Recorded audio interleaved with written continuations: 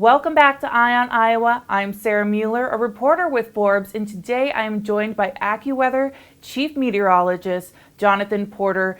Jonathan, we have so much happening across this country right now, but just zoning in on the Midwest, Iowa, I woke up this morning to tons of snow. And obviously, we have a bunch of weather events happening leading up to the caucuses on Monday. What are Iowans and Midwesterners going to see this week? Well, you're right. We have a very active pattern. In fact, this is the most active weather pattern in the last 3 years across the United States in terms of just how many storms we're going to be dealing with. And Iowa is going to be front and center in impacts here over the next several days in a couple of different ways. First, we're dealing with the storm that's going to be wrapping up through the day on Tuesday. The snow is going to be ending from west to east.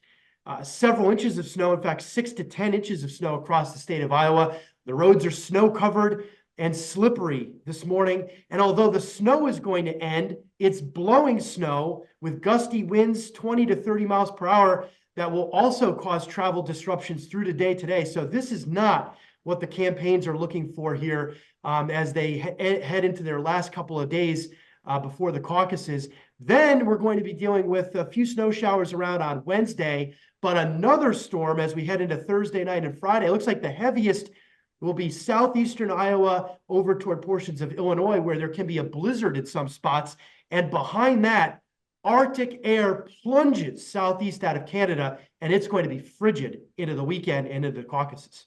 So let's talk about travel, because obviously these campaigns are trying to get around. Vivek Ramaswamy posted last night that he was trying to power through some of his events and got stuck in a ditch. Some Iowans helped him out. But I mean, what are the safety factors here? Obviously, not only do we have snow, we have blowing snow, as you mentioned, and we have freezing temperatures, below zero at some points as a high this weekend, from what I saw from certain reports.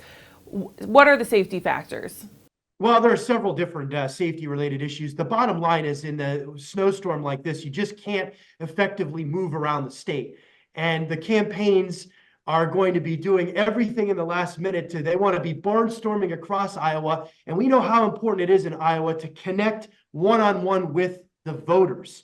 The challenge is going to be, that's going to be difficult because you just can't get to as many places as you normally would in a very packed schedule. And you're dealing with streets and highways that are snow covered. It really is going to slow down those operations. In addition, this stage of the campaign, many of the campaigns are trying to bring in VIPs from across the country to help stand with the candidate and to try to get further votes.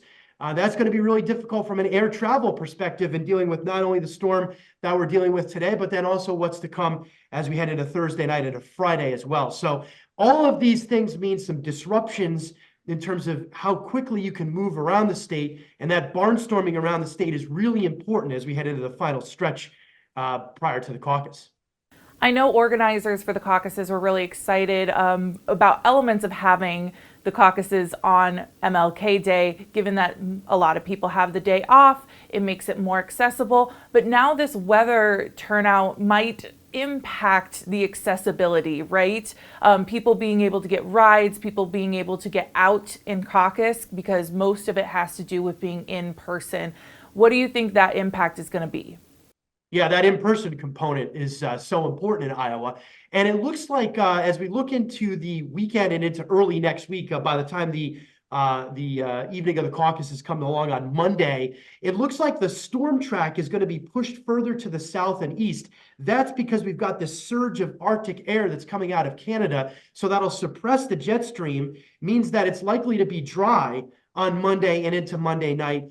But it is going to be frigid. We're going to be dealing with temperatures that are going to struggle to get above zero in some locations over the weekend. And that's just the air temperature. When you add the AccuWeather real field temperature, which is a unique AccuWeather tool exclusively available from AccuWeather on the AccuWeather app and AccuWeather.com, AccuWeather real fields are going to be minus 30 to minus 40 during the overnight periods. That's on Sunday night in particular.